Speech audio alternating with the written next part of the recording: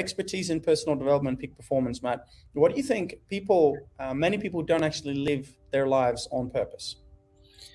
Yeah, well, that's a huge one. I feel like, going down these rabbit holes, there's a whole world of indoctrination that people aren't familiar with. So when I was younger, I looked at, I had two channels on TV. One of them would just show people starving to death all the time. And I was like, how can we not sort this out? Rice is not that expensive. There's all these multimillionaires. There's even just regular people who could chip in and we could solve this. So, something was going on there. But I was also reading books on consciousness. I was trying astral projection and lucid dreaming and meditation and anything that would expand my consciousness in my teenage years.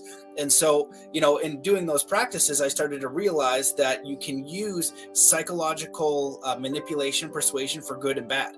And so I feel like our society and our school system is set up to make you kind of a worker, not to look outside the box. And so what happens is people make their life by default. They never really truly test who they are or what they are, because, one of the other big things is that, for us to survive, we need to eat. And that's what the conscious mind is designed to do, is to keep us alive. So we look both ways when we cross the street and we do these different things. It's got to keep us alive. That's its job. So when I say, follow your life purpose, what would you do if you had $1 million every day for the rest of your life? Who are you really?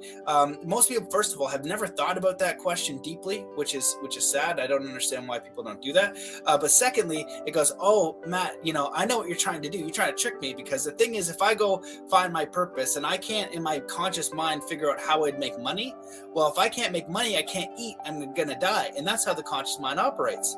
So when we ask that basic question, your conscious mind filters it to keep you safe so you don't go following your dreams and you don't have any money. So we need to kind of bypass that, and we can do that through journaling, very basic writing questions, but also meditation or hypnosis. And I created a hypnosis a while back that just puts you into your heart rather than your head. So your heart is asking the questions, because your heart is connected to the quantum field, into everything, into infinity, into what's eternal and who you truly are, and the creator and creation.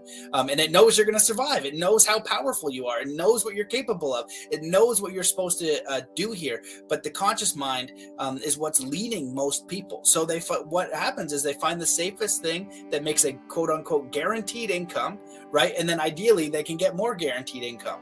And that's how most people operate their life. It's kind of by default. They're not really choosing to architect it deliberately from their heart. And so the mind has to problem solve as the heart steers. And I feel like if we can learn how to have the courage to reverse that, we have a much more powerful and fulfilling life.